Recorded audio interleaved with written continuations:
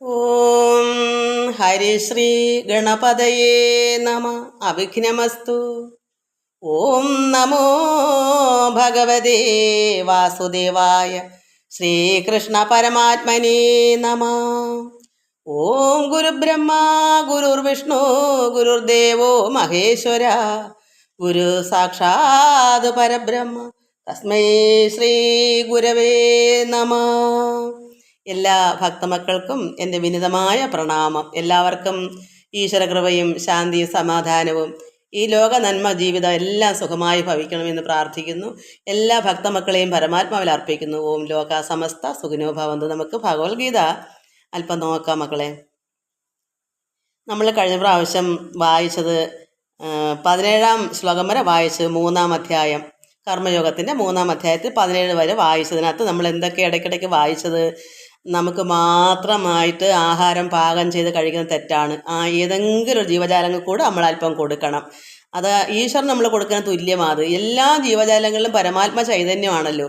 അപ്പോൾ നമ്മൾ കഴിക്കുന്നത് തന്നെയാണ് അന്യ ഒരു ജീവനും കഴിക്കുന്നത്. അതിനും വിശപ്പുണ്ട്. അവർക്ക് നാഗൃക പ്രാണിക്കൊക്കെ കൊടുക്കുന്ന എന്ത് സന്തോഷമായിരിക്കും. ഒരു കാക്കയോ പൂച്ചയോ അല്പം ആഹാരം ഇന്നാർക്കൊന്നും വേണ്ട, ഒരു പാത്രത്തിൽ കുറച്ച് വെള്ളം വെക്കണം. പ്രത്യേകിച്ച് എന്തെല്ലാം ജീവജാലങ്ങൾക്ക് ദാഹിച്ച് വലഞ്ഞു വരും, അത് നമ്മൾ അറിയണം. നമുക്ക് സമാധാനമായിട്ട് പോയി കിടക്കാമല്ലോ. അല്പം വെള്ളം, ഒരു പാത്രത്തിൽ വെള്ളവും അന്നൊന്ന് മാറ്റണം. ഇന്നത്തെ വെള്ളം നാളെ അത് മാറ്റിയിട്ട് ബാക്കി അന്നൊഴി. കാരണം ഇതിനകത്ത് ഇപ്പോൾ കൊതുകൊക്കെ മുട്ടയിടുന്നതുകൊണ്ട് അത് സമ്മതിക്കല്ല പഞ്ചായത്തുകാർ. 2 ദിവസമൊക്കെ അല്ലെങ്കിൽ വെള്ളം ഇരുന്നെന്ന് പറഞ്ഞാൽ കുഴപ്പമൊന്നുമില്ല, കാക്കയൊക്കെ കുടിക്കാം. എങ്കിലും മാറ്റി മാറ്റി ഒഴിക്കാൻ നല്ലതാണ്. എന്നിട്ട് അല്പം ആഹാരം നമ്മൾ കഴിക്കുമ്പം കുറച്ച് അതിനും ഒരു പാത്രത്തിലോ ഒരു ഇലയിലോ എവിടെയും കൊണ്ടുവച്ചാൽ നമ്മൾ പൊങ്കാലയ്ക്കൊക്കെ നമ്മൾ മുമ്പേ കാക്കി കൊടുക്കത്തില്ലേ, അതുപോലെ തന്നെയാണ്. ഒരു ദിവസം പൊങ്കാലിടുമ്പോൾ കൊടുക്കുന്നത് പിന്നെ ബാക്കി ദിവസങ്ങളിൽ പട്ടിണി കിടക്കാൻ പറ്റുമോ? എല്ലാ ദിവസവും അവന് വിശക്കത്തില്ലേ? അവർക്ക് ആര് കൊടുക്കാനാ? നമ്മളിത് അറിയുന്നില്ലല്ലോ. അവരുടെ വിശപ്പ് നമ്മൾ അറിയണ്ടേ? നമുക്ക് എങ്ങനെ അറിയാം? എല്ലാവർക്കും കൊടുക്കാൻ എളുപ്പമല്ല. ഒന്നിനെങ്കിലും ഉപകാരപ്പെട്ടാൽ ഈശ്വരൻ നമ്മളോട് കോപിക്കത്തില്ല. നിനക്ക് മാത്രമായിട്ട് നീ വേവിച്ചു, അത് പാപമായി. ഇത് കിടക്കുന്നതാ. അന്നം ഭുജിപ്പാൻ വേണ്ടി മാത്രം, നമ്മൾ കഴിക്കാൻ വേണ്ടി മാത്രം അന്നം പാകം ചെയ്യുന്നുവോ ആ ദുരാചാരന്മാർ പാപത്തെ തന്നെ ഭുജിക്കുന്നു എന്നാ.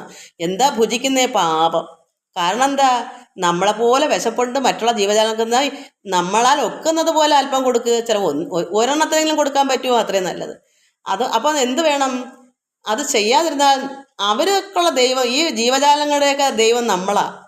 അത് നമ്മൾ മനസ്സിലാക്കണം. നമ്മളോടായിരിക്കും വന്ന് ആ മനസ്സോടൊന്ന് നാക്കടുത്ത് ചോദിക്കാൻ വേണ്ടിയിട്ടല്ലയോ അവർ വന്ന്. എന്നിട്ട് തന്നെ കരഞ്ഞൊക്കെ കേൾപ്പിക്കത്തില്ലേ നമ്മുടെ വൃക്ഷത്തിലൊക്കെ വന്നിരുന്ന്? അപ്പോൾ നമ്മളൊക്കെ ചെവിയില്ല അത് കേൾക്കാൻ. നമ്മളെ അപ്പോൾ പ്രാർത്ഥിക്കും, ദൈവം എങ്ങനെ ചെവി കേൾക്കും? നമ്മളും അതുപോലെ ജീവനല്ലേ. നമുക്ക് വിശക്കുന്ന ഭഗവാനെ, കൃഷ്ണ നാരായണ എനിക്ക് അത് വേണം, എനിക്ക് വീട് വേണം, എനിക്ക് ഇത് വേണം എന്ന് പറയാൻ ഭഗവാനും ചെവി കേൾക്കത്തില്ല, പൊട്ടനായിട്ടിരിക്കും. കാരണം എന്താ? നമ്മുടെ ചുറ്റിനും ജീവജാലങ്ങൾ കിടന്ന് കരയുമ്പോൾ, വിഷമിക്കുമ്പോൾ നമ്മുടെ ചുറ്റും നിന്ന് പറന്നു വന്ന് കുറേ കരിയിലെ കിളികളൊക്കെ വന്ന് പറവറാന്ന് കിടക്കുന്ന എന്ത് തിന്നാനാ? കുറച്ച് ചോറ് അവിടെ ഇവിടെയൊക്കെ വരി ഇട്ടാൽ അതൊക്കെ തിന്നോളും. അതുപോലെ ഇച്ചിരി എന്തെങ്കിലും കറിയൊക്കെ ഒഴിച്ച് ഒരു പാത്രത്തിൽ ഒഴിച്ചാൽ ഒന്നുമില്ലെങ്കിൽ അല്പം ഒരു തുള്ളി ഉപ്പ് കൂടി പോരുത്. അങ്ങനെ ആയാലും അത് കാക്കയ്ക്കോ അതും അവർ കഴിച്ചോളും. ചിലർ എത്ര വാര്യങ്ങൾ നേരത്തെ എവിടെ കളയും, പനലൊക്കെ കളയും. കാക്കയ്ക്കെന്ന് പറഞ്ഞ് കൊടുക്കത്തില്ല. അവിടെ കൊടുക്കണം, അത് വൃത്തിയായിട്ട് തന്നെ കൊടുക്കണം. നമ്മൾ എങ്ങനെ കഴിക്കുന്നു അതുപോലുള്ളതായിരിക്കും അവർക്കും കൊടുക്കേണ്ടുന്നത്. അല്ലെങ്കിൽ നമ്മൾ വെറുതെ വേസ്റ്റ് കളയുന്നവർക്ക് അത് അതിനേക്കാളും പാപമില്ലേ? അവരുടെ വിശപ്പുള്ളപ്പെടുത്ത് കൊടുത്ത് തിന്നുമായിരിക്കും. പക്ഷെ നമ്മൾ ചെയ്യുന്ന പ്രവൃത്തി നല്ലതായിരിക്കണം. നമ്മൾ കഴിക്കുന്നതിന് നല്ലതായിട്ട് തന്നെ അവർക്കും ഒരു പാത്രത്തിലൊക്കെ കൊണ്ട് വയ്ക്കുകയോ കുറച്ചുകൂടെ വല്ല വൃക്ഷത്തിൻ്റെ മൂട്ടിലെ ചേറിയിട്ട ഈ കരിലക്കിളികളൊക്കെ വന്ന് തിന്നോളും. അപ്പോൾ എന്ത് വേണം? അങ്ങനെ ചെയ്യാതിരുന്നാൽ നമ്മൾ ദുരാചാരന്മാരെ അങ്ങനെ ചെയ്താൽ, അങ്ങനെ ചെയ്തില്ലെങ്കിൽ അപ്പം നമ്മൾ ദുരാചാരന്മാരായിട്ട് നമ്മൾ പാപത്തെ തന്നെ പൂജിക്കും. കാരണം എന്താ? നമ്മൾ എത്ര പേര് വ്രതം നോറ്റ് നമ്മുടെ ഓരോ മക്കളുടെ കാര്യങ്ങൾക്കൊക്കെ അമ്പലത്തിലും അവിടെയെല്ലാം പോയി വ്രതം നോക്കുന്ന പൂജ ചെയ്യുന്ന കർമ്മങ്ങൾ ചെയ്യുന്ന എല്ലാം ചെന്ത് ഫലം കിട്ടത്തില്ല. എന്താ കാരണം? നമ്മൾ പറഞ്ഞാൽ ദൈവവും കേൾക്കത്തില്ല. നമ്മൾ ഇതുപോലെ നമ്മൾ എത്രമാത്രം വേദനിക്കുന്നു ദൈവത്തോട് പറയുന്നു നമ്മുടെ ബുദ്ധിമുട്ട്, അതുപോലെ മറ്റ് ജീവജാലങ്ങളും നമ്മളോട് പറയുന്നു, നമ്മളത് കേൾക്കുന്നില്ല. അതുപോലെ ഈശ്വരൻ നമ്മൾ പറഞ്ഞ ചെവിയില്ല കേൾക്കാൻ. ആദ്യം നമ്മൾ നന്നാവുക, അപ്പോൾ ഭഗവാൻ നമുക്ക് വേണ്ടി നന്നായി തരും. അതാണ് എൻ്റെ മനസ്സിനകത്ത്. നമ്മളിതെല്ലാം അങ്ങനെ പഠിക്കണം. മറ്റുള്ളവർക്കൂടെ, അതായത് ഇത് പറയുന്നതാണ്, ഞാൻ പറയുന്നതല്ല. ദുരാചാരന്മാരാണ് അങ്ങനെ ചെയ്യാത്തവർ. അങ്ങനെ കൊടുക്കാത്ത ദുരാചാരന്മാരാണ്. അവർ പാപത്തെയാണ് പൂജിക്കുന്നത്. എന്നുവെച്ചാൽ തിന്നുന്നത് പാപമാ മൊത്തവും. പിന്നെയോ ഇവിടെ യജ്ഞങ്ങൾ ചെയ്യുമ്പോഴാണല്ലോ മഴയും നമുക്ക് ആ സസ്യങ്ങളും ആഹാരങ്ങളെല്ലാം ഉണ്ടാകുന്നത്. അതുകൊണ്ട് ദേവന്മാർക്ക് നമ്മൾ കൊടുക്കണ്ടേ, നമുക്ക് കിട്ടുന്ന പങ്ക് അതൊക്കെ നമ്മൾ കഴിഞ്ഞ ദിവസം വായിച്ചോളാം എടുത്ത് പറയാത്തത്. അതുപോലെ തന്നെ അല്ലയോ അർജുന, ഈ വിധം ചെയ്യുന്ന കർമ്മ സമൂഹമാകുന്ന ചക്രത്തെ ഇങ്ങനെ സർവ്വപേരും ഇങ്ങനെ കറങ്ങി കറങ്ങി എല്ലാവരും ഓരോ കാര്യങ്ങൾ ചെയ്തുകൊണ്ടിരിക്കുക. അങ്ങനെ ചെയ്യുന്ന ചക്രത്തെ ഈ ലോകത്തിൽ ഏതൊരുത്തൻ സ്വീകരിക്കുന്നില്ലയോ. നമ്മൾ അമ്പലത്തിൽ ഉത്സവം വരുമ്പോൾ അതിന് പങ്ക് നമ്മൾ വഹിക്കണം, സപ്താഹം വരുമ്പോൾ പങ്ക് വഹിക്കണം. കാരണം അവിടെ പൂജ യജ്ഞങ്ങൾ ചെയ്യുന്നതിനെല്ലാം നമ്മളുടെ ഉൾപ്പെടണം. അത് നമ്മളൊക്കെ ഒക്കുന്നത് മതി, ഇത്രയൊന്നും കണക്കല്ല. നമുക്ക് എന്താണ് നമ്മളെ കൊണ്ട് പറ്റുന്നത് അത് ചെയ്തില്ല എന്നുണ്ടെങ്കിൽ അവൻ പാപകൃത്തായി വിഷയങ്ങളിൽ തന്നെ രമിക്കുന്നവനായി ജീവിതം വ്യർത്ഥമാക്കി കളയുന്നു. വിഷയങ്ങളിൽ തന്നെ രമിക്കാൻ ചെന്നത് ഈ ലോക ജീവിതത്തിൽ തന്നെ കിടന്നിങ്ങനെ വരളും. അത് നല്ലതും വിഷമവും ദുഃഖവും സുഖവും എല്ലാം കൂടെ ഉൾപ്പെട്ട് രമിക്കാൻ വെച്ചാൽ അത് നല്ലതാണെങ്കിലും വിഷമാണെങ്കിലും അവരതിൽ കിടന്ന് കഷ്ടപ്പെടുത്തുള്ളൂ. ഈശ്വരൻ കേൾക്കുകയില്ല. കാരണം എന്താ, നമ്മൾ ഈ പ്രപഞ്ചത്തിൽ നമുക്ക് എല്ലാം ഭഗവാൻ തരുമ്പോൾ നമ്മൾ തന്നെ കഴിക്കാതെ പൂജയ്ക്ക് ഭഗവാന്റെ ഈ യജ്ഞശാലയെ കൊണ്ട് നമ്മളാൽ ഒക്കുന്നതൊക്കെ അവിടെ കൊടുക്കുമ്പോൾ അത് ഭഗവാന്റെ പൂജയിൽ നമ്മുടെ ഒരു അംശം അതിൽ വരണം. എല്ലാവരും ഒന്നുപോലെ ഈശ്വരന് ഉള്ളവർ മാത്രം കൊടുക്കുക. നമ്മളെ കൊണ്ട് ഒക്കുന്ന കൊടുത്താൽ മതി. നമ്മൾ തോനെയും എല്ലാവർക്കും ഒപ്പം കൊടുക്കണം. അപ്പോൾ ഒരുപാട് ധനികന്മാർ തോനെയും കൊടുക്കണം, നമ്മളെ കൊണ്ട് നടക്കത്തില്ല. നമ്മളാൽ ഒക്കുന്നത് നമ്മൾ ചെയ്യാതിരുന്നാൽ, അത് പങ്ക് പറ്റാതിരുന്നാൽ, എല്ലാവരുടെയും തുല്യം നമ്മൾ ആ സമൂഹത്തിൽ ഒന്നിച്ച് കൂടണം. നമുക്ക് അതിനകത്ത് പങ്ക് പറ്റും. കാരണം നമ്മൾ ഇവിടെ ജീവിക്കുന്ന സമൂഹത്തിൽ ജീവിക്കുമ്പോൾ അവരെല്ലാം ചെയ്യുന്നതിനൊപ്പം നമ്മൾ ഒക്കുന്നതൊക്കെ ചെയ്യണം. അതാണ്. അല്ലെങ്കിൽ നമ്മൾ എന്തായി വരുന്നു, വിഷയങ്ങളിൽ തന്നെ ഈ ലോക ജീവിതത്തിൽ തന്നെ കിടന്ന് കഷ്ടപ്പെടും. അത് രമിക്കുക എന്ന് പറയുന്നത് എന്താ, അതിപ്പോൾ കംസന് ദുഃഖം കൊണ്ട് കാലനാ കൊണ്ടുപോകും. പക്ഷെ അവിടെയും അത് രസമായിരുന്നു. ഭഗവാൻ ഇന്ന് നമ്മൾ വായിച്ചില്ലേ, പിന്നെ ഭയം കൊണ്ട് രസം ഉണ്ടാവും, ഭക്തി കൊണ്ടുണ്ടാവും, കാമിനിമാർക്ക് രസം ഉണ്ടാവും. അപ്പോൾ നമ്മളെന്താണ്, ഈ ലോക ജീവിതം സുഖമായാലും ദുഃഖമായാലും അതും നമ്മുടെ രസമാണ്. അങ്ങനെ അത് രമിക്കുക എന്ന് പറഞ്ഞാൽ എന്താ, ആധ്യാത്മികമായി ഈശ്വരനെ രമിക്കുന്നവർക്ക് ഈ ലോക വിഷയത്തിൽ രമിക്കും. അത് ദുഃഖത്തിലായിരിക്കും ചിലപ്പോൾ, അത് ഈശ്വരനൊന്നും കേൾക്കുകയില്ല, തന്നെ കിടന്ന് അനുഭവിച്ചോണം. അതാണ് പറയുന്നത്. ഈശ്വരനോട് നമുക്ക് വിളിച്ച് പറയാനുള്ള അവകാശമില്ല. കാരണം എന്താ, എല്ലാവരും ചെയ്യുന്നതിനൊപ്പം നമ്മൾ ഭഗവാൻ വേണ്ടി ഒന്നും ചെയ്തില്ലെങ്കിൽ പിന്നെ നമുക്ക് ആരോട് പറയാനാ? എല്ലാവർക്കും തുല്യം നമ്മളും ചെയ്യണ്ടേ, നമുക്കുള്ള കഴിവിനൊത്ത് നമ്മൾ ചെയ്യണ്ടേ. അത് പലരും ഇങ്ങനെ പറയുന്നുണ്ട്, എനിക്കിപ്പോൾ എന്തോ ഭഗവാനൊന്നും വേണ്ട, എന്തിനാ ചെയ്യുന്നേ. പക്ഷേ നമ്മളെ ഒക്കുന്ന കർമ്മ നമുക്ക് അല്പം എണ്ണയോ തിരിയോ അതിന് വേണ്ടത് എന്തായാലും മതി. ഒക്കുന്നത്ര അവിടെ ചെയ്യണം, നമ്മൾ പോകണം. ഒന്നും കൊടുക്കാൻ കഴിവില്ലയോ, ആ പ്രാർത്ഥനയിൽ പോയി പങ്കുകൊണ്ടത് കേട്ടെങ്കിലും ഇരുന്ന് മനസ്സുണ്ടെങ്കിലും ഭഗവാനെ എനിക്ക് ഇങ്ങനെയൊക്കെയാണ്, ഒന്നും എൻ്റെ ഇല്ലല്ലോ ഭഗവാനെ, ഒരു വിളക്കെത്തിരി പോലും വാങ്ങിക്കാനുള്ള കെൽപ്പ് ഇല്ലെങ്കിൽ പോട്ടെ, അങ്ങനെ പറയാം. എന്നാൽ നമുക്ക് പോയി അത് കർമ്മത്തിൽ പങ്കുകൊള്ളണ്ടേ. അതുകൊണ്ട് അല്ലെങ്കിൽ എന്തുവേണം, ഒരു സന്യാസിയായിട്ട് എല്ലാത്തിനും ത്യജിച്ച് ഈ ലോക ജീവിതത്തിൽ ചെയ്യേണ്ടാതിരിക്കാനും യാതൊന്നും അദ്ദേഹത്തിന് ഇല്ല. ഒരു കർമ്മവും ചെയ്തില്ലെന്നും പറഞ്ഞും കുഴപ്പമില്ല, ചെയ്തെന്നും പറഞ്ഞും കുഴപ്പമില്ല. അങ്ങനെ ആകുമ്പം നമുക്ക് വിളക്കത്തിക്കണമെന്നുമില്ല, നാമം ചൊല്ലണമെന്നുമില്ല. കാരണം എന്താ, ഉള്ളത്തിൽ പരബ്രഹ്മം നിറഞ്ഞിരിക്കുക. അദ്ദേഹം പ്രകാശം, ഈശ്വരനാണല്ലോ. സ്നേഹവും പ്രകാശവും ഒക്കെ സത്യം, ഇതൊക്കെയാണല്ലോ ഈശ്വരൻ. സ്നേഹം, ആനന്ദം, ഇതെപ്പോഴും നിറഞ്ഞിരിക്കുന്ന വ്യക്തിക്ക് പിന്നെ ഒന്നും ചെയ്യേണ്ടതായിട്ടില്ല. അത് ഇതിൽ പറയുന്നുണ്ട്. ഒരു സന്യാസി, യഥാർത്ഥ ഒരു സന്യാസി, ആത്മാവിൽ നിറഞ്ഞ് കവിഞ്ഞിരിക്കുന്ന ഒരു വ്യക്തിക്ക് ഒന്നും ചെയ്യേണ്ടതായിട്ടില്ല. ചെയ്തെന്നും പറഞ്ഞ് ദോഷവും ഇല്ല. വേണമെങ്കിൽ ചെയ്യാം. ഫലം ആഗ്രഹിക്കാതെ അദ്ദേഹത്തിന് ഒന്നും വേണ്ട. ഈ ലോകത്തിലെ ഒന്നും തന്നെ വേണ്ട. ആരെങ്കിലും വല്ലതും കൊടുക്കുന്നേ കഴിക്കും, ഒന്നും ആവശ്യമില്ല. അങ്ങനെ ഒരു വ്യക്തി ആയി തീരുമ്പം അദ്ദേഹത്തിനെ കൊണ്ട് അവിടെ മുമ്പിൽ കൊടുക്കാൻ ആൾ കാണും. ഒന്നും ദൈവം മുടക്കത്തില്ല. പക്ഷെ അദ്ദേഹം ഒന്നും ആഗ്രഹിക്കുന്നില്ല. എല്ലാം അദ്ദേഹം വന്ന് ചേരും. അങ്ങനെയുള്ളവർക്ക് ഒരു കർമ്മം ചെയ്യേണ്ടതായിട്ടില്ല. എന്നാലോ ഭഗവാനോടെ കാണിച്ചെന്നൊക്കെ എന്താണ്, ഭഗവാൻ ഒന്നും ചെയ്യേണ്ടതായിട്ടില്ല. പക്ഷേ ഭഗവാനോട് അന്ന് കർമ്മം ചെയ്തില്ലേ, നമുക്ക് വേണ്ടിയില്ലയോ ഈ കർമ്മങ്ങളെല്ലാം ചെയ്ത്? ഈ ജനങ്ങൾക്ക്, സാധുക്കളായ ഭക്തന്മാരുടെ രക്ഷയ്ക്ക് വേണ്ടി ഭൂമിദേവി നമ്മളെപ്പോലുള്ള സാധുക്കൾ ദുഷ്ടന്മാരുടെ ശല്യം കൊണ്ട് കരയും വിളിക്കുകയും പ്രാർത്ഥിച്ചപ്പോഴല്ലേ ഭഗവാൻ അവതരിച്ചത്. അങ്ങനെയല്ലേ ദുഷ്ടന്മാരെയൊക്കെ നിഗ്രഹിച്ച് എന്തെല്ലാം കർമ്മങ്ങൾ അവിടെ ചെയ്തിട്ട് പോയത്. അപ്പോൾ ഭഗവാൻ ഇതൊന്നും പരമാത്മാവിന് ഒരു കർമ്മവും ചെയ്യേണ്ടതായിട്ടില്ല. പക്ഷെ ഇവിടെ നമുക്ക് വേണ്ടിയിട്ട് നമ്മളല്ലെങ്കിൽ അങ്ങനെ കർമ്മം ചെയ്യാതെ ആയിപ്പോവും. അതുകൊണ്ട് ഭഗവാൻ ഇവിടെ നിന്ന് സർവ്വകർമ്മങ്ങളും ചെയ്ത് കാണിച്ചിട്ടാണ് പോയേക്കുന്നത്. ചെയ്തില്ലെന്നും പറഞ്ഞ് ഒരു കുഴപ്പവും ഇല്ല താനും. അതുകൊണ്ട് ഇവിടെ എന്താ പറയുക, നമുക്ക് 17-ാമത്തെ നമ്മൾ വായിച്ചു, യാതൊരു മനുഷ്യൻ ആത്മാവിൽ എന്നെ പ്രീതിയുള്ളവനായും, നമ്മൾ കഴിഞ്ഞ ദിവസം വായിച്ചു, അതുകൊണ്ട് ചെന്നൂടെ മനസ്സിലാക്കുന്നേ ഉള്ളൂ. പ്രീതിയുള്ളവനായും ഞാൻ ബ്രഹ്മമാകുന്നു എന്ന ശ്രുതി വാക്യപ്രകാരം സ്വന്തം ആത്മാവ് കൊണ്ട് സാക്ഷാത്കൃതമായിരിക്കുന്ന നിത്യാനന്ദിക രസമായും അദ്വിതീയമായിരിക്കുന്ന പരബ്രഹ്മത്തെ തന്നെ അന്ധകരണത്തെ രമിപ്പിക്കുന്നവൻ. അങ്ങനെ ചെയ്യുന്നവർക്ക് അതായത് അന്ധകരണത്തിൽ നമ്മൾ പരമാത്മാവ് നമ്മുടെ ഉള്ളത്തിൽ ഞാൻ ബ്രഹ്മമാകുന്നു, അഹം ബ്രഹ്മാസ്മി, അങ്ങനെ ആര് നിറഞ്ഞ് കവിഞ്ഞ് ആനന്ദിക്കുന്നു, ഉള്ളത്തിൽ പരബ്രഹ്മത്തെ തന്നെ അന്ധകരണത്തിൽ രമിക്കുന്നു. ആ അന്ധകരണത്തിൽ നമ്മുടെ നമ്മുടെ നമ്മുടെ ഉള്ളത്തിൽ ആ പരബ്രഹ്മമൂർത്തി അഹം ബ്രഹ്മാസ്മി, ഞാൻ ബ്രഹ്മമാകുന്നു, അതങ്ങനെ അറിഞ്ഞവൻ ആരാ, രമിക്കുന്നവൻ ആരാ, അത് രുചിച്ചറിയുന്നവൻ ആരാണ്? അവൻ ആത്മാവിൽ തന്നെ തൃപ്തിയുള്ളവനാണ്. ആത്മാവിൽ തൃപ്തിയുള്ളവൻ, അവന് പിന്നെ എന്തുണ്ട്? ആത്മാവിൽ തന്നെ സന്തോഷമുള്ളവനുമാണ്. അങ്ങനെ ഇരിക്കുന്നുവോ അവന് ചെയ്യേണ്ടതായിട്ടൊന്നുമില്ല. വിളക്ക് കത്തിക്കണമെന്നുണ്ടോ? ഒരു കർമ്മം ചെയ്യണമെന്നില്ല. എന്നാൽ കത്തിക്കണമെന്ന് കത്തിക്കുകയും ചെയ്യാം. ഇപ്പം ഞാനിവിടെ ഒറ്റയ്ക്കാണ്, എനിക്ക് വിളക്ക് കത്തിച്ചാൽ പറഞ്ഞ് ഒരു ദോഷവും വരാനില്ല, എനിക്ക് ഉറപ്പാണ്. കാരണം എന്താണ്? എൻ്റെ ഹൃദയത്തിൽ എപ്പോഴും വെട്ടമുണ്ട്. ഉള്ളത്തിൽ ആത്മാവിൽ നിറഞ്ഞ് കവിഞ്ഞിരിക്കുന്ന തൃപ്തിയുള്ളവനാണ്, സന്തോഷമുള്ളവനാണ്. ഞാൻ അഹം ബ്രഹ്മാസ്മി, അങ്ങനെ ഉറപ്പ് നമ്മുടെ ഹൃദയത്തിൽ ആനന്ദിക്കുന്നു, നിറഞ്ഞിരിക്കുന്നു. അതെന്തോ നിറഞ്ഞിരിക്കുന്നത്? ഈ പ്രകാശമാണ്. ഈ നിറവുള്ള ഒരു വ്യക്തിക്ക് എന്താ പറയുക? ആത്മാവിൽ പരബ്രഹ്മത്തെ തന്നെ അന്ധകരണത്തെ രമിപ്പിക്കുന്നവൻ. അങ്ങനെ രമിപ്പിക്കുന്നവൻ ആത്മാവിൽ തന്നെ തൃപ്തിയുള്ളവനായും ആത്മാവിൽ തന്നെ സന്തോഷമുള്ളവനായും ഇരിക്കുന്നുവോ. അപ്പോൾ അവന് അവിടെ വല്ല വ്യത്യാസം അങ്ങനെ ഇരിക്കുന്ന ഒരാൾക്ക് എന്ത് വേണം? ഒന്നും വേണ്ട. അവന് ഒന്നും ചെയ്യേണ്ടതായിട്ടില്ല, യാതൊരു കർമ്മം ചെയ്യണം. പക്ഷെ എന്നാൽ നമുക്ക് വിളക്ക് കത്തിക്കണോ? കത്തിക്കാം. എല്ലാവർക്കും വല്ല ജോലിയും ചെയ്യണോ? ചെയ്യാം. എന്ത് വേണം ചെയ്യാം. ഇവിടെ ഒന്നും ചെയ്തില്ലെന്ന് പറഞ്ഞ് ഒരു ദോഷവും പേടിക്കേ വേണ്ട. കാരണം ആരെയാ പേടിക്കേണ്ട? നമ്മുടെ ഉള്ളത്തിലെ പരമാത്മനല്ലേ നമ്മൾ പേടിക്കേണ്ടേ? ആ ഉള്ളത്തിൽ പ്രകാശിച്ചിരിക്കുമല്ലേ, പിന്നെ അവിടെ ആരെ പിന്നെ പേടിക്കേണ്ടേ? നമ്മുടെ ഉള്ളത്തിൽ പരബ്രഹ്മമായി നിറഞ്ഞിരിക്കുകയാണ്. ആ ഇരിക്കുന്നൊരു വ്യക്തി ഉള്ളത്തിലുണ്ടെങ്കിൽ പിന്നെ നമ്മൾ പുറമേ ഉള്ളതിനകത്താണോ പിന്നെ അർത്ഥം?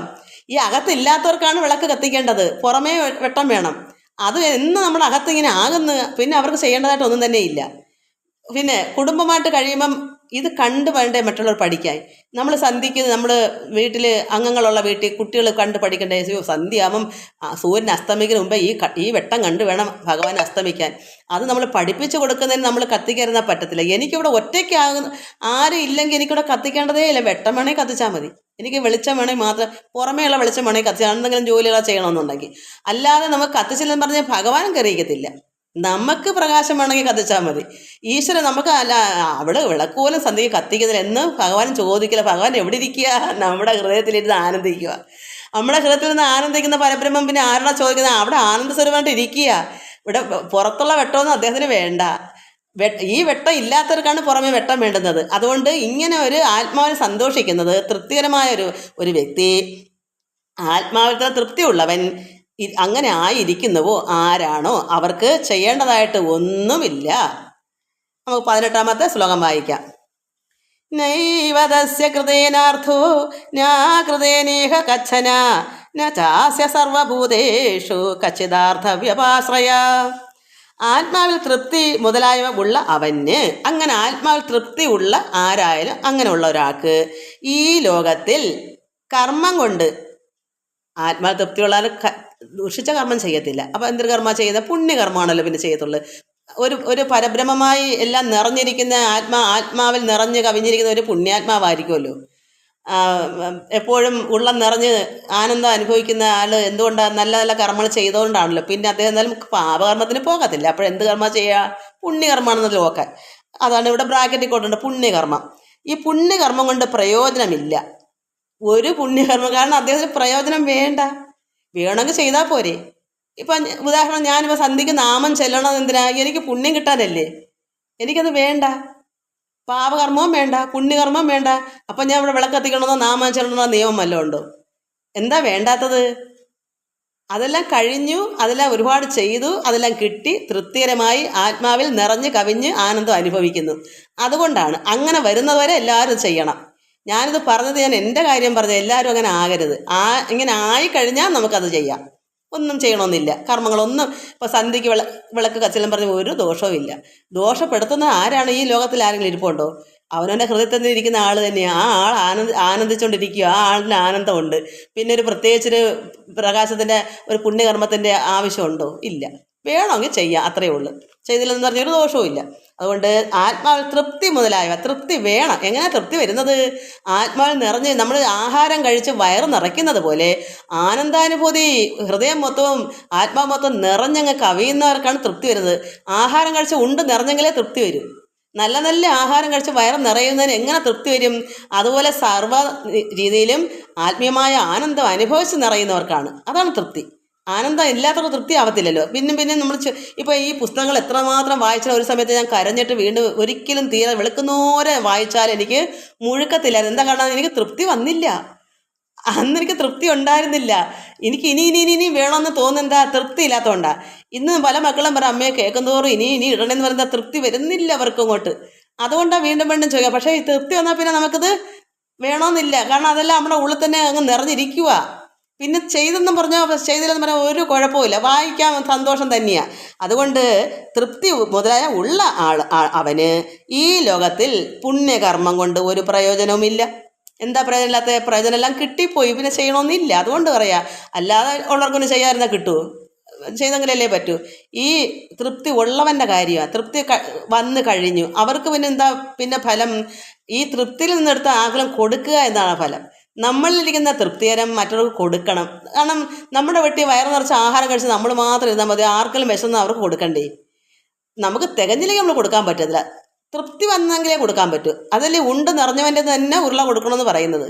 നമുക്ക് അതുപോലെ തന്നെയാണ് ആധ്യാത്മികമായി നമുക്ക് നിറഞ്ഞ തൃപ്തി വന്നാൽ നമുക്ക് പിന്നെ എന്താ പിന്നെ വേണ്ട, പിന്നെ പിന്നെ ഒന്നിൽ നിന്ന് നമുക്ക് വേണമെന്നില്ല. നമ്മൾക്ക് പിന്നെ എന്താ ഉള്ളത്? അങ്ങോട്ട് ആർക്കെങ്കിലും ഒരാൾക്ക് കൊടുക്കാനാ തൃപ്തി. അതാണ് നമ്മുടെ തൃപ്തി. അതുകൊണ്ട് കർമ്മം കൊണ്ട് ഒരു പ്രയോജനമില്ല. കർമ്മം ചെയ്യാഞ്ഞാൽ അവനൊരു ദോഷവുമില്ല. എന്ത് കർമ്മം? നമുക്കത് പുണ്യത്തിന് വേണ്ടിയാണല്ലോ. നമ്മൾ സന്ധ്യാസമയത്ത് വിളക്ക് കത്തിച്ച് നാമം ഭഗവാനെ ആരാധിക്കുക ചെല്ലുകയൊക്കെ നമുക്ക് പുണ്യത്തിന് വേണ്ടിയോ നന്മയ്ക്ക് വേണ്ടിയൊക്കെ ആണല്ലോ.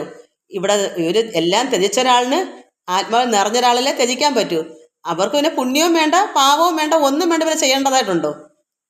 ചെയ്യുന്ന എന്തിനാ? നമുക്കത് വേണ്ടിയിട്ടാ. എന്ത് വേണ്ടിയിട്ടാ? ഈ ലോകത്തിലെ ഒന്നും അല്ലെങ്കിൽ ആത്മീയമായ നിറവിന് വേണ്ടിയിട്ടാണല്ലോ ചെയ്യുന്നത്. ആ നിറഞ്ഞവൻ പിന്നെ ഇപ്പോൾ ഉണ്ട് നിറഞ്ഞവൻ പിന്നെ പിന്നെ പിന്നെ ആഹാരം കഴിക്കുമോ? വയറ് നിറച്ച് ഉണ്ട് ഒരാൾ പിന്നെ ഉടനെ ആഹാരം കഴിക്കുമോ? അതുപോലെ തന്നെ ഇത് ആത്മാവ് നിറഞ്ഞിരിക്കുന്നവൻ ആഹാരം കഴിച്ച് വയറിഞ്ഞവന് വിശക്കും. പക്ഷേ ഉണ്ട് നിറയുന്നതൊക്കെയല്ല, അതൊരു ഉദാഹരണം പറഞ്ഞാൽ. ഉണ്ട് നിറഞ്ഞവൻ ഉടനെ തന്നെ ആഹാരം കഴിക്കത്തില്ല, വിശക്കുമ്പോഴേ കഴിക്കൂ. പക്ഷേ ആത്മാവ് തൃപ്തിയുള്ളവൻ എപ്പോഴും തൃപ്തികരമാണ്. അവിടെ നിന്ന് ഒഴിഞ്ഞു പോകത്തില്ല. അത് ദഹിച്ചൊന്നും പോകണമെന്നല്ല, വീണ്ടും വീണ്ടും അതിലോട്ട് കയറിക്കൊണ്ടിരിക്കും. അതങ്ങനെ നിറഞ്ഞ് കവിഞ്ഞുകൊണ്ടിരിക്കും. മറ്റാർക്കെങ്കിലും കൊടുക്കാനുള്ള കവട്ടക്കാ. പിന്നെ നന്മ തന്നെയായിരിക്കും. നല്ല നല്ല വൃക്ഷത്തിൽ നല്ല ഫലമാണ് കൊടുക്കുക. പന്ന ചീത്ത അത് കഴിക്കുന്ന കാഞ്ഞിരത്തിൽ നിന്ന് കാഞ്ഞിരക്കുരുവായിട്ടുള്ള വചനം, അതാണ് സാത്താൻ്റെ ലക്ഷണം. പക്ഷേ നന്മയുള്ള വൃക്ഷത്തിൽ നല്ല മരത്തിൽ നല്ല ഫലങ്ങളാണ് കൊടുക്കുന്നത്, നല്ല പഴങ്ങളാണ് കൊടുക്കുക, അമൃത. അതുകൊണ്ട് ഇങ്ങനെ തൃപ്തികരമായിരിക്കുന്ന ഒരു വ്യക്തിയിൽ നിന്ന് എല്ലാം മറ്റവർക്ക് കൊടുക്കാനാണ് പിന്നെ ഇഷ്ടം. അതുകൊണ്ട് ഇവിടെ എന്ത് പറയുന്നത്? കർമ്മങ്ങൾ പുണ്യകർമ്മങ്ങളൊന്നും ചെയ്തില്ലെന്ന് കരുതി ഒരു ദോഷവുമില്ല. ചെയ്യാഞ്ഞാൽ ഒരു ദോഷവുമില്ല. ബ്രഹ്മാവ് മുതൽക്കുള്ള സകല ജീവികളിൽ ആരെയും ഒരു കാര്യത്തിന് വേണ്ടി ആശ്രയിക്കേണ്ടതുമില്ല. അവർക്ക് ആരെയും നിന്ന് എനിക്ക് അത് താഴെ ഇത് താഴുകൊണ്ട് ആശ്രയിക്കത്തുമില്ല. അതേസമയം സാധാരണ ഒരു വ്യക്തിയാണെങ്കിലോ, ആത്മാവിൽ തൃപ്തികരമല്ലാത്തവരാണെങ്കിലോ, എല്ലാവരോടും മക്കളെ അതുതാ ഇതുതാ അങ്ങനെ, അല്ലെങ്കിൽ ഭർത്താവിനോട് പറയും ഇതാ എനിക്കെന്തുകൊണ്ട് തന്നില്ല. ഇവിടെ എനിക്ക് എനിക്ക് ഇതൊക്കെ കേൾക്കുമ്പോൾ എനിക്ക് അത്ഭുതം വരും. എന്താ പറയുക, ഇതായിരിക്കും ഞാൻ ആരോടും ആശ്രയിക്കുന്നത്. മക്കളോടും തരുമ്പം തരണ്ടെന്നാണ് പറയുന്നത്. നിറവേറ്റി എല്ലാം നിറവാണ്, നിറഞ്ഞിറങ്ങിങ്ങ് പോകും. അവർ മുമ്പേ കൊണ്ടുപോയി തരും. പിന്നെ എന്തിനാ ഇത്ര തോനെ തരുന്നത് കൊണ്ട് ഞാൻ വഴക്കാ പറയാം. അല്ലാതെ ഇന്നത് തരാത്ത നമ്മളൊരു പരാതി എനിക്കില്ല. കാരണം ഈശ്വരൻ നേരത്തെ കൊണ്ട് തരുന്നുണ്ടല്ലോ, പിന്നെ നമ്മളൊന്ന് ചോദിക്കണം.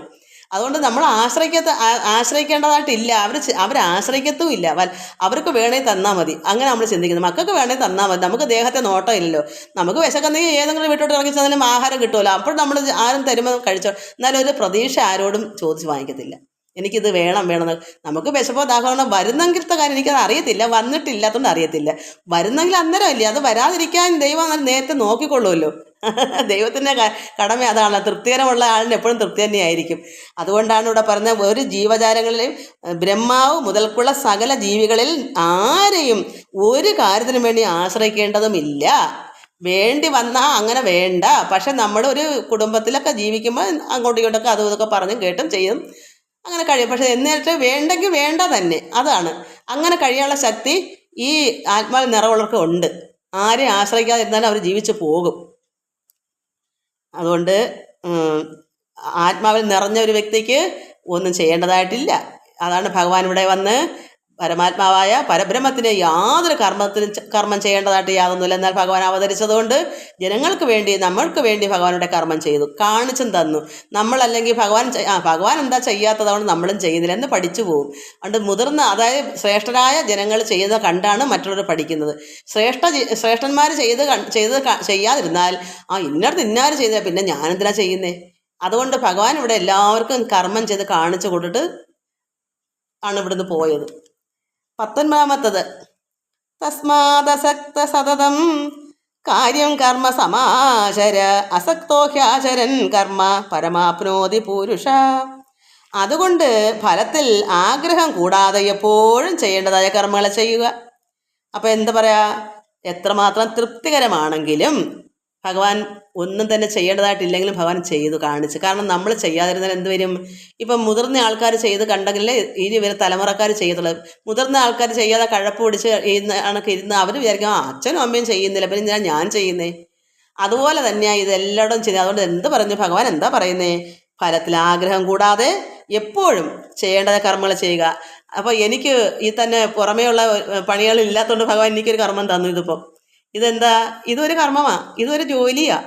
അപ്പം ഭഗവാൻ തന്ന കർമ്മങ്ങൾ സന്തോഷകരമായിട്ട് നമ്മൾ ചെയ്യുക. എന്താ? ഫലം ആഗ്രഹിക്കാതെ. ഒരു ഫലവും കിട്ടുമെന്ന് പറഞ്ഞ് ആഗ്രഹിച്ചല്ല ചെയ്യേണ്ടത്. ഭഗവാൻ തന്ന ഈ കർമ്മം സന്തോഷമായിട്ട് ഭഗവാന്റെ ദാസ്യ വേലയായിട്ട് നമ്മൾ ചെയ്യുക. നമ്മുടെ ദാസനോ ദാസിയോ ആയി ചെയ്യുക. ഒന്നും കിട്ടും. ഇതിപ്പോൾ യൂട്യൂബുകാർ തന്നെ അത് ഞാൻ മക്കളോട് പറഞ്ഞില്ലല്ലേ, 4044 സബ്സ്ക്രൈബ് കിട്ടി. പിന്നെ എന്തൊക്കെയോ കുറേ കാര്യങ്ങളൊക്കെ നന്മ യുദ്ധത്തുണ്ട്. അത് അവർ ഇതിനകത്ത് ഓരോ മാസത്തിൻ്റെ ഇങ്ങനെ എഴുതി നമ്മളെ കാണിക്കുക. എനിക്ക് അങ്ങനെ പറഞ്ഞുതരാനൊന്നും എനിക്ക് ഇതിനെപ്പറ്റി അറിയില്ല. അപ്പോൾ അതിന് എന്തോ നന്മകളൊക്കെ ഇപ്പോൾ അവരതിൽ കൂടെ തന്നേക്കുന്നത്. അവർക്ക് സന്തോഷമായി. എന്നിട്ട് അവരുടെ യൂട്യൂബിൽ തന്നെ ഇപ്പോൾ ഞാനിപ്പോൾ അതിലൊരു അംഗത്വമായി. എന്നെ അംഗമാക്കി അവർക്ക് തൃപ്തികരമുണ്ട്.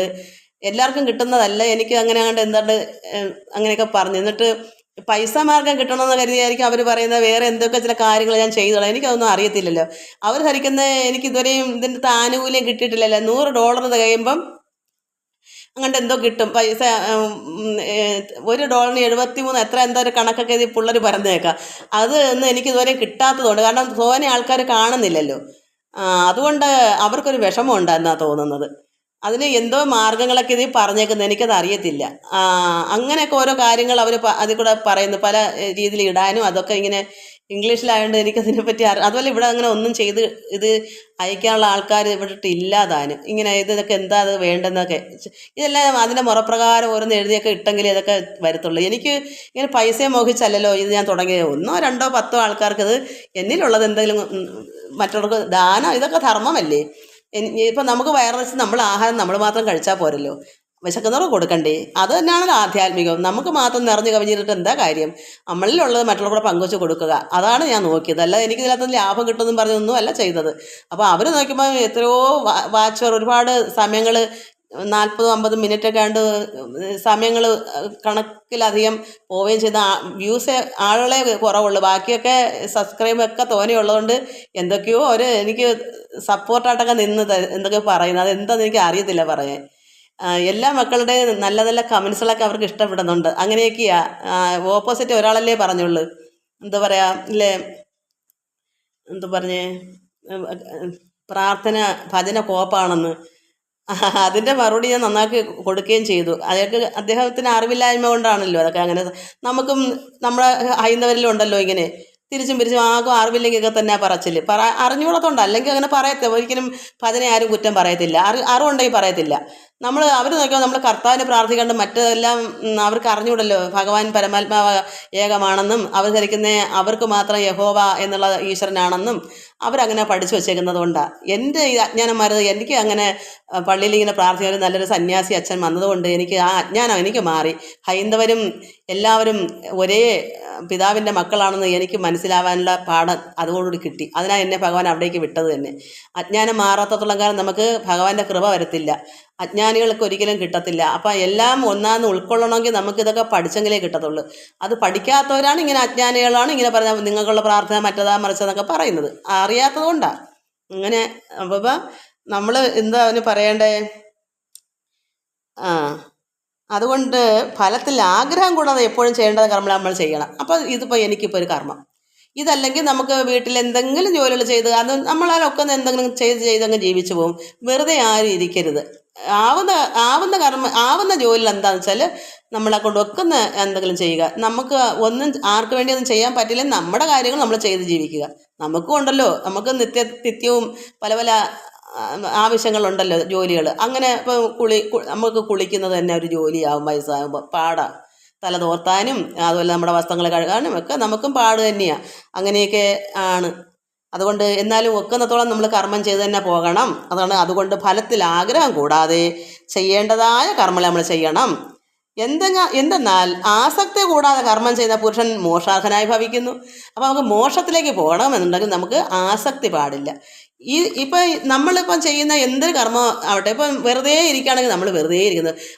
അടുത്തടുത്ത ഒത്തിരി പിള്ളേരെ നമ്മൾ കണ്ട്, മക്കളെ നിങ്ങൾ ഇറങ്ങി വാ, നിങ്ങൾക്ക് കണക്കോ മലയാളമോ എന്താ നിങ്ങൾക്ക് അറിയാത്ത കാര്യം അറിവുള്ളവർക്ക് വേണമെങ്കിൽ ആ കുട്ടികൾക്കൊന്ന് ക്ലാസ് കൊടുക്കാമല്ലോ. സന്തോഷമൊക്കെ ഉള്ള ഒരു ആത്മാവിൽ നിറഞ്ഞൊരു വ്യക്തിക്ക് തോന്നും. കുട്ടികൾ വെറുതെ അവിടെ നിന്ന് കളിക്കുന്നത്. മക്കളെ നിങ്ങൾ വാ, നിങ്ങൾക്ക് എന്തെങ്കിലും 4 അക്ഷരം നമുക്ക് പറഞ്ഞു തരാം എന്ന് അറിവുള്ള അങ്ങനെ കർമ്മം ചെയ്താൽ മതി. ഫലം ആഗ്രഹിക്കാതെ. പുണ്യകർമ്മമല്ലേ അത്. അവരെ നിന്ന് ഇന്നത് കിട്ടുമെന്ന് ഓർത്തല്ല. അഥവാ നമുക്ക് ജീവിതമാർഗം ഇല്ല, അവർ നല്ല സന്തോഷമായിട്ട് തരുവാണെങ്കിൽ ഈശ്വരൻ തരുന്നതായിട്ട് 2 കൈ നീട്ടി മേടിക്കുകയും ചെയ്യാം. ചോദിച്ചു വാങ്ങിക്കുന്നതല്ലല്ലോ. അയ്യോ സാറേ, അല്ലെങ്കിൽ മാമ, അല്ലെങ്കിൽ അമ്മേ, ഇത്ര അമ്മയ്ക്ക് ഒന്നും ഇല്ലല്ലോ, എന്നാൽ ഇത്ര ഇരിക്കട്ടെ എന്ന് പറഞ്ഞ് നമുക്ക് തന്നാൽ നമ്മൾ സന്തോഷമായിട്ട് മേടിക്കാം. കൂലിയായിട്ടല്ല, ഒരു സ്നേഹം. അത് വേണ്ട, നമുക്ക് ആവശ്യമില്ലെങ്കിലോ മേടിക്കുകയും വേണ്ട. അവർക്ക് സൗജന്യമായിട്ട് ഒരു ഫലവും ആഗ്രഹിക്കാതെ എന്ത് കർമ്മവും ചെയ്ത് കൊടുക്കാം ആർക്കും. നമുക്ക് ഒക്കുമെങ്കിൽ നമുക്ക് എന്താ നമുക്ക് ഉള്ളത്? വിദ്യയാണോ? അത് കൊടുക്കാം. ധനമാണോ? അത് കൊടുക്കാം. ആഹാരങ്ങൾ എന്തെങ്കിലും അധികം ഉണ്ടോ? അത് കൊടുക്കാം. എന്ത് വേണമെങ്കിലും കൊടുക്കാം. വിദ്യ കൊടുക്കാം. ആധ്യാത്മികമായ വിദ്യ ഉണ്ട്, അത് കൊടുക്കാം. ഇതെല്ലാം കർമ്മങ്ങളാണ്. എന്തും ചെയ്ത് കൊടുക്കുക. നമ്മൾ എന്താണെന്ന് വെച്ചാൽ അത് ചെയ്യുക. എങ്ങനെയാ? ഒന്നും ആസക്തി ഇല്ലാതെ. അവരിൽ നിന്ന് കിട്ടുമെന്നുള്ള ആസക്തി നമുക്ക് പാടില്ല. അങ്ങനെ ചെയ്യുമ്പോൾ എന്ത് വരും? അങ്ങനെയുള്ളൊരു പുരുഷൻ, അത് സ്ത്രീ ആയാലും പുരുഷനായാലും, മോക്ഷാർഹത്തിന് അവർക്കേ അർഹതയുള്ളൂ. അല്ലാത്തവർക്ക് എങ്ങനെ കിട്ടും? നമ്മുടെ പ്രവൃത്തി നല്ലതാണെങ്കിൽ നമുക്കത് കിട്ടത്തുള്ളൂ. നമ്മൾ ചിന്തിക്കും നമുക്ക് ഈശ്വരൻ എല്ലാം തരണമെന്ന് നമ്മൾ ചിന്തിക്കും. അതുപോലല്ലേ മറ്റുള്ളവരും ചിന്തിക്കുന്നത്. നമ്മൾ എന്ത് ആഗ്രഹിക്കുന്നത് നമ്മൾ അങ്ങോട്ട് കൊടുക്കുക. അപ്പോഴും ഭഗവാൻ നമുക്ക് തരും. അല്ലാതെ നമ്മൾ കൈ നീട്ടി മറ്റിട്ട് മറ്റവർക്ക് ദോഷം ചേർച്ച ഈശ്വരൻ കേൾക്കുമോ? നമ്മൾ പ്രാർത്ഥന കേൾക്കുമോ? ഈ സർവ്വ ജീവജാലങ്ങളും ഈ ലോകത്ത് എത്രയോ നമ്മളെ ചുറ്റിനും പക്ഷിയും പൂച്ചയും അതും ഇതൊക്കെ അനാഥരായിട്ടുണ്ട്.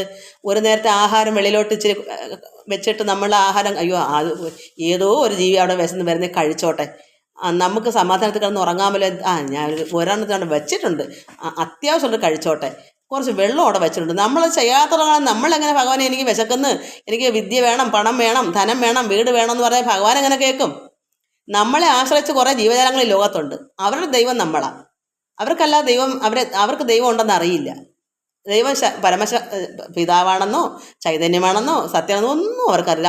അവർ കാണും നമ്മളെയാണ് അവർ കാണപ്പെട്ട ദൈവമായി കാണുന്നത്. അപ്പോൾ അവർ നമ്മളോടൊന്ന് വിട്ടുതന്ന് എന്നൊക്കെ പറഞ്ഞ് കണ്ണും കാണിച്ച് കാക്കകളൊക്കെ ഒന്ന് കരഞ്ഞ് കിളികളൊക്കെ ഒന്ന് ചിലച്ച് നിൽക്കുമ്പോൾ നമ്മൾ ചിന്തിക്കണം, അവരും വിശന്നിട്ട് വന്ന് നമ്മളോട് ചോദിക്കുക. നമുക്ക് ആ കൃപ വന്നില്ലെങ്കിൽ അവർ കൊടുക്കാനുള്ള കരുണ നമ്മളിൽ വന്നില്ലേ പിന്നെ നമ്മൾക്ക് ദൈവം എങ്ങനെ കരുണ ഇങ്ങോട്ട് വരും? ഈശ്വരകൃപ നമ്മളിലേക്ക് എങ്ങനെ വരും? നമുക്ക് എങ്ങനെ തരും? നമുക്ക് വീട് വേണം, പത്ത് വേണം നമ്മൾ പറഞ്ഞാൽ കേൾക്കൂ? ആദ്യം നീ പോയി നന്നായിട്ട് വാന്ന് ഭഗവാൻ പറയത്തില്ലേ? നീ നിന്റെ ചുറ്റിനും വന്ന് നിന്റെ അടുക്കം നിന്റെ സഹജീവികളൊന്ന് നിന്നോടൊപ്പം എത്രയോ ദിവസം കൊണ്ട് ചോദിക്കുന്നു. നിന്റെ ചുറ്റിനും നീ കണ്ണുകൊണ്ട് കാണ്, നീ അത് കേൾക്ക്. നമ്മളും കണ്ണോടിക്കണം. പുറത്ത് ആരെങ്കിലും വന്നിട്ടുണ്ടോ? പക്ഷികൾക്കോ അതൊക്കെ വേണോ? ഇവനത് നായ്ക്കളെയൊന്നും പിടിച്ച് കയറ്റാൻ പറ്റത്തില്ല, കാരണം പേ എടുത്ത് വന്നാൽ നമ്മൾ അറിയില്ല. അല്ലാതെ ചെറു പ്രാണികളൊക്കെ നമ്മുടെ ചുറ്റിനും ഉണ്ട്. വിശന്നും ദാഹിച്ചൊക്കെ വരും. പല്ലി, അരണ, പൂച്ച, കാക്ക, കിളികൾ, എന്തിനെങ്കിലും കുറച്ച് ചോറ് എവിടെയെങ്കിലും ഒരു പാത്രത്തിൽ അങ്ങോട്ട് വെച്ച് സമാധാനമായിട്ട് ആരോ വന്ന് കഴിച്ചോളൂ, മനസ്സുകൊണ്ട്. അപ്പോൾ എല്ലാ ജീവജാലങ്ങളും ഈശ്വരൻ്റെ ചൈതന്യമല്ലേ? ഈശ്വരൻ്റെ ചൈതന്യമില്ലാത്ത ഒന്നും തന്നെ ഒരു ജീവനും ഇല്ലല്ലോ. പുൽക്കൊടി തൊട്ട് ബ്രഹ്മാവരി അതാണല്ലോ. അപ്പം നമ്മൾക്കുള്ള ചുറ്റിനുള്ള നമ്മുടെ ജീവജാലങ്ങൾ, നമ്മുടെ സഹജീവികളെ നമ്മൾ ശ്രദ്ധിക്കാതെയും കാണാതെയും നോക്കാതെ ഇരുന്നാൽ നമ്മളെ ഈശ്വരൻ എങ്ങനെ നോക്കും?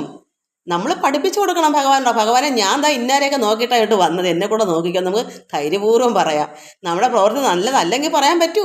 നാണമില്ലേ പറയാൻ? ആദ്യം നമ്മൾ നന്നായി എല്ലാവരും നമ്മൾ ചുറ്റും കണ്ണോടിച്ചിട്ട് എൻ്റെ വീടിന് ചുറ്റും കുറച്ച് കിളികളും കാക്കകളും ചില കൊച്ചു പൂച്ചകളോ. ഇപ്പം ഇവിടെ പൂച്ചയില്ല. ഇതിനു മുമ്പ് എപ്പോഴും എവിടെയെങ്കിലുമുള്ള പൂച്ചകൾ വരുമായിരുന്നു. അത് എന്തോ പറയാ, അങ്ങനെയൊക്കെ ഒരുപാടൊക്കെ നല്ല നല്ല സമയങ്ങൾ എനിക്കുണ്ടായിരുന്നു. ഇപ്പം കാക്കയും കിളിയൊക്കെ ഉള്ളു. അപ്പം നമുക്ക് സന്തോഷമായിട്ട് ഭഗവാനെ ആരാധിക്കാനും ഹൃദയം തുറന്ന് ആരാധിക്കാം. ഇതിനൊക്കെ കണ്ടിട്ട് നമ്മൾ മൈൻഡ് ചെയ്യാതെയും ഒന്നും കൊടുക്കാതെയും ചെന്നിരുന്ന് അതിൻ്റെ പ്രാക്കും കൊണ്ടാണ് അത് പോണത്. സന്ധ്യയ്ക്കൊക്കെ വന്നിങ്ങനെ ചോദിക്കും, ദൈവമേ കൂട്ടിലോട്ട് കയറാൻ നിവർത്തി കാണത്തില്ല. ഇപ്പോൾ ആരെങ്കിലും വല്ലതും കൊടുക്കുന്നേ?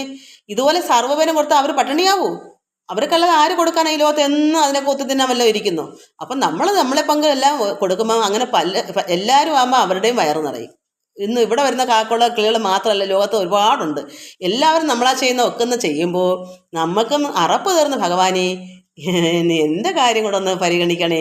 നമ്മുടെ എന്തോ ഭട്ടത്തിരിപ്പാടല്ലയോ നാരായണത്തെ എല്ലാ കാര്യവും കൊണ്ട് അങ്ങനെയുള്ള ഭഗവാനെ എൻ്റെ രോഗം മാറ്റണമേ. എന്താ പറയാ, നമുക്ക് സന്തോഷം. ഭഗവാനെ ഞാൻ ഇങ്ങനെ എല്ലാവരെയൊക്കെ പരിഗണിച്ച് എൻ്റെ കാര്യം എന്ന് പരിഗണിക്കണമേ എന്ന് നമുക്ക് പറയാം.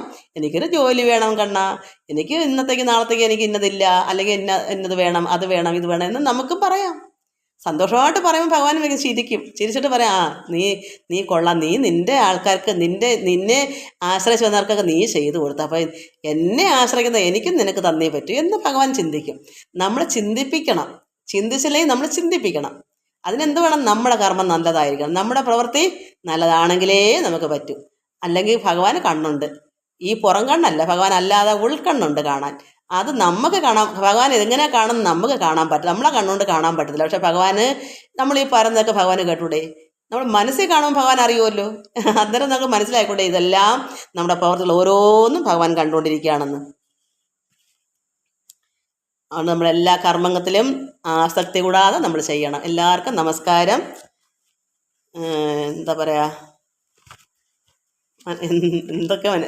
എന്തോ മനസ്സിലായോ എന്തോ അല്ലേ മക്കളെ? എന്തുമായാലും ഞാൻ ഇത്രയും പറഞ്ഞ കാര്യങ്ങൾ ഒന്നുമില്ലെങ്കിൽ സാധുക്കളെ കുറച്ച് ജീവജാലങ്ങൾക്ക് കുറച്ച് വെള്ളമെങ്കിലും വെളിയിൽ വെക്കണേ. മഴക്കാലത്ത് വെക്കണ്ട. ഈ ഉണക്കൊക്കെ വരുമ്പം ദാഹിച്ച് വലഞ്ഞു വരുമ്പം ഒരു കാക്കയായാലും അന്ന് ചോദിക്കാൻ നാക്കില്ലല്ലോ, അന്ന് നോക്കും വലത്ത് കൊണ്ടുവന്നു. ഇവിടെ ആണെങ്കിലോ എന്നും ഇപ്പം മഴ വന്നപ്പോൾ എടുത്ത് മാറ്റി. അല്ലാത്ത ദിവസത്തിൽ ഇങ്ങനെ ആഹാരം എന്നും 3 നേരവും ഞാനിവിടെ ആഹാരം കൊടുക്കാതെ എനിക്ക് പറ്റത്തില്ല. അത് 1 2 കാക്കകളൊന്നും അല്ല. ചില സമയത്തിന് 30 35 കാക്കകളൊക്കെ കാണും. ചിലപ്പം 5 6 കാണുള്ളൂ. അത് ചിലപ്പോൾ എങ്ങനെ കിട്ടാറുമ്പോൾ എല്ലാവിടെ പാഞ്ഞു വരും. അപ്പം ഞങ്ങൾ 2 3 നേരം എടുത്ത് കൊടുക്കേണ്ടി വരും. അവർക്ക് വേണ്ടിയാണ് വെക്കുന്നത് സത്യത്തിൽ. അങ്ങനെയൊക്കെ ചെയ്യണം മക്കളെ. അല്ലാതെ നമുക്ക് എന്താ, ഉള്ളതൊക്കെ മതി. നമ്മുടെ സന്തോഷം പോലല്ലേ, നമുക്ക് ഉണ്ടെങ്കിൽ കൊടുത്താൽ മതി. ഇല്ല ഉണ്ടെങ്കിൽ എന്ന് വെച്ചാൽ നമ്മൾ കഴിക്കുന്ന ഇപ്പം എന്തെങ്കിലും ഒരു കാക്കെങ്കിലും കൊടുക്കണ്ടേ? പക്ഷെ 1 ആവും, നാളെ 2 ആവും, അങ്ങനെ കൂടി വരും. അവർ പറഞ്ഞും കേട്ടും കൊടുക്കാൻ നമ്മൾ തയ്യാറാണെങ്കിൽ തിന്നാൻ അവർ എല്ലാവരും വരും. അന്നേരം നമുക്ക് ഉണ്ടാവുമല്ലോ കൊടുക്കാനും. അതാണ്, മനസ്സുണ്ടെങ്കിൽ എല്ലാം ഈശ്വരൻ തരുമല്ലോ. നമ്മുടെ മനസ്സിൻ്റെ സന്തോഷം പോലാണ് അത്. നമ്മൾ കൊടുക്കാതിരുന്ന് നമുക്ക് സന്തോഷം കേടുവരും. എനിക്കങ്ങനെ, ഞാനൊരു ദിവസം ഇച്ചിരി മറന്നു പോവുകയാണെന്ന് വെച്ചാൽ ഞാൻ പിന്നെ എനിക്ക് ഹൃദയത്തിൻ്റെ വേദന പറഞ്ഞറിയിക്കാൻ, ഇതുപോലെ എന്തെങ്കിലും നാമം ചൊല്ലിക്കൊണ്ടോ ഇതുപോലെ എടുത്തോണ്ടിരിക്കും, സന്ധ്യ അങ്ങ് ആയിപ്പോവും. ഞാൻ കൊടുത്തില്ലല്ലോ, ഇപ്പം എൻ്റെ സമാധാനമില്ല. കാരണം അവർ കൂട്ടിലങ്ങ് പോവും. പിന്നെ എനിക്ക് ഒരു സമാധാനവും ഇല്ലാത്തൊരു ജീവിതം എൻ്റെ. എനിക്കത് ഓർക്കാൻ പോലും പറ്റില്ല. അതുകൊണ്ട് ഞാൻ നേരത്തെ അങ്ങ് കൊടുക്കും. എല്ലാവർക്കും നമസ്കാരം. ഹരി ഓം ഹരി ഓം ഹരി ഓം.